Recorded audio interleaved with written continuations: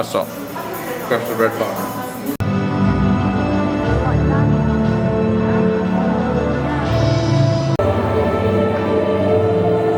Do you do competitions for your judo? They do competitions.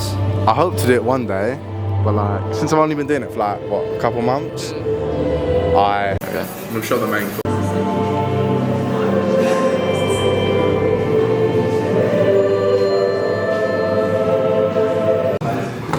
It's my this Saigon beer, yeah. It's literally just normal beer. I'll try a little bit. People make beer sound like different beer. I bet German beer is the exact same as well. Probably. I'll try a little bit. Alright, record me trying this. I wanna... There you go. That's just German beer. That's the payment. You can turn it around to see. Yeah. What's a bit cold? What is this sauce? Yeah. Alright now. Just keep hitting it.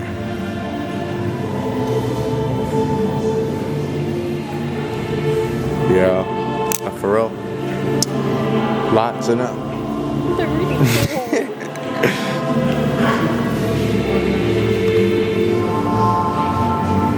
Your family. Did you say how did I take it?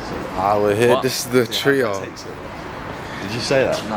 Huh? Oh, thought no, you you were said that. quick, bro. That's Don't even laugh. shit. There's Will. For that. There's thinking it. Callum. I didn't say it. I think you read my mind or something. Well, I thought you said that. For this journey, I've started reading my Buddha book. It's like an introduction to Buddhism, so I'll show that, explain that later. It's fucking cold. So I've been reading the Bible for time, huh? Read What you saying? I've been reading the Bible for time, but now it's time to move on to like Bro, you gotta study different it. You one. gotta Study it for Easter. Yo, chapter 12 and 13. Was it 13 and 14? I think it's 13 and 14 of the Bible. We're gonna sit on the floor for this one, and I'm gonna look up.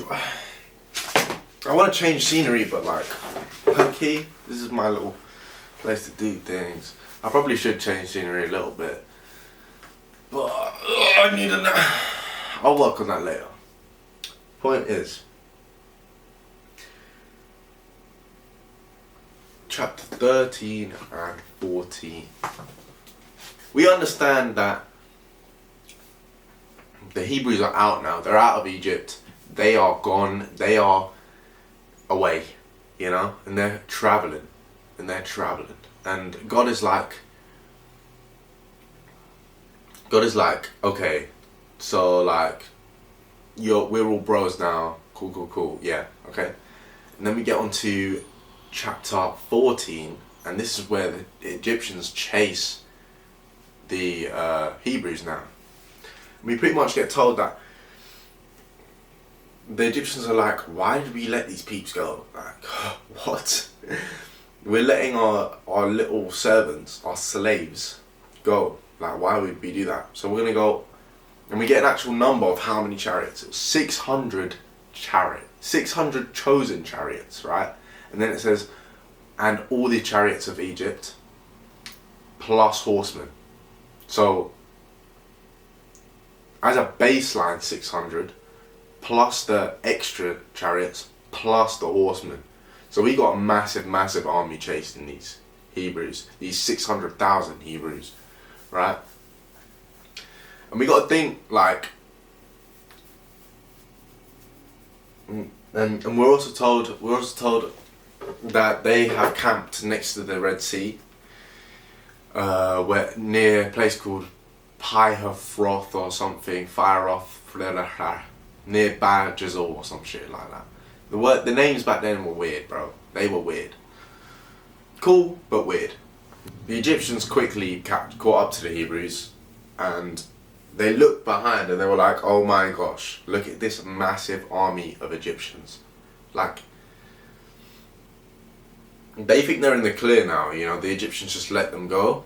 And now think like, imagine you're in that group of like, kind of hungry, traveling horde of Hebrews, right? And you look behind you, big herd, and you're just like, oh my gosh. You know, that's probably how like the herbivore dinosaurs felt when like T-Rexes or something would like show up behind them, hunting them. You know what I'm saying?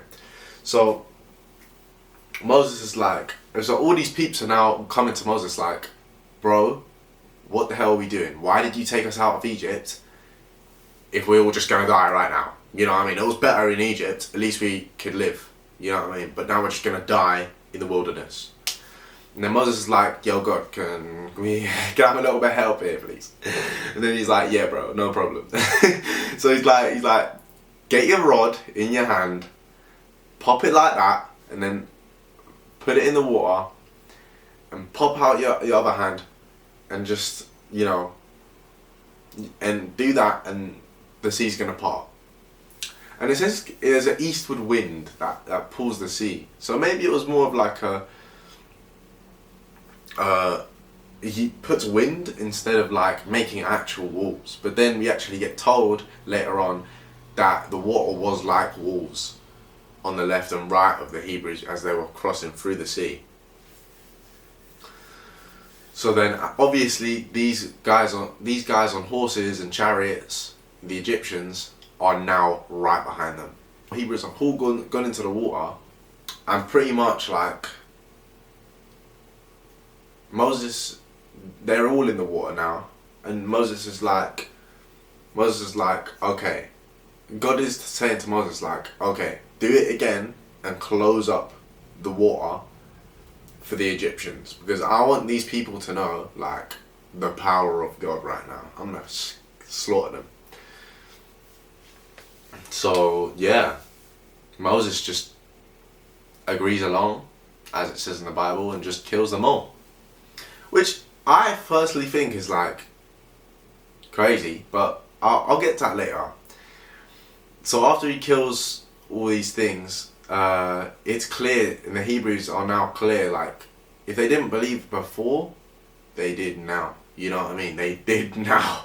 They do now. You know what I mean?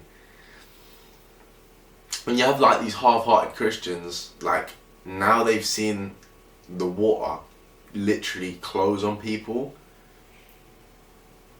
they're believing, you know? And this is the first time we get told like the people of the Hebrews fear the Lord, like God, because they've seen his power. So that's where the phrase, well, that's where I think the phrase God-fearing comes from. You know, it's where God closes the Red Sea on the Egyptians and kills about 600 chariots plus horsemen plus extra chariots. So probably 600, let's say 200, 2 maybe 3 per chariot. Probably like an army of about, let's say 3,000, right? Just closed like that, dead. And so yeah, and it was quite vivid. It said the dead washed ashore on the other side, and it was plain to see. And that not one of them survived from that. Not one Egyptian survived from that. Yeah. See, that's where God-fearing comes from. But the point I'm getting at is Moses just agreed along to kill about, let's estimate, big estimate, 3,000, 2,000, 3,000 peeps, you know? And obviously we need to put ourselves in that situation. Like, the guys were enslaved for time. They said they would let them go, but then they're now chasing after them again. You know, probably were full of resent because of all the plagues, you know? All the firstborn children killed, the cattle killed. And yeah, probably full of resent, like bloodthirsty.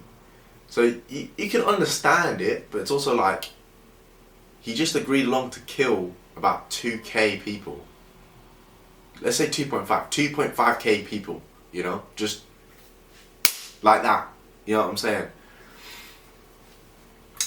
But, I mean, yeah, I feel like it's a bit odd from Moses, you know? Wouldn't he question it a little bit? Then again, don't question the Lord, but he's questioned him before, you know what I'm saying?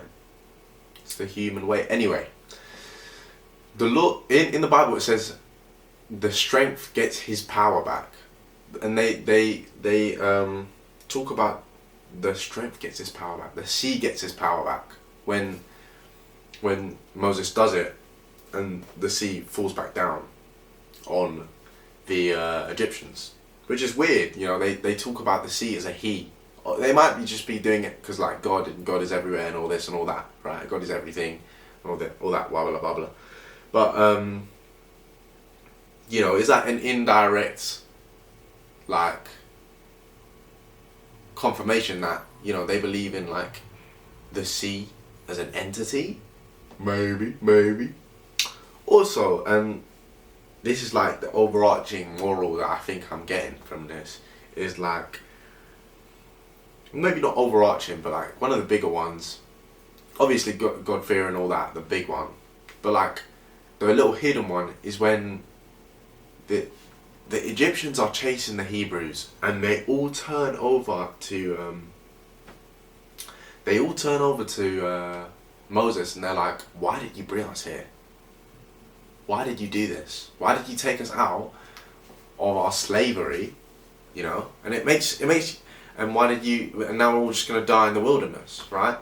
It makes you think. You know what? Like these people were pretty much saying to Moses, like, why did you take us out of our cage, out of our slavery, you know, out of our hellhole, to come and be free and die, you know? Now, that's fully fair enough, okay? I can see that reasoning, because you'd live longer in the hellhole with their thinking, you know, like there's an Egyptian army on their back, so like they're gonna die.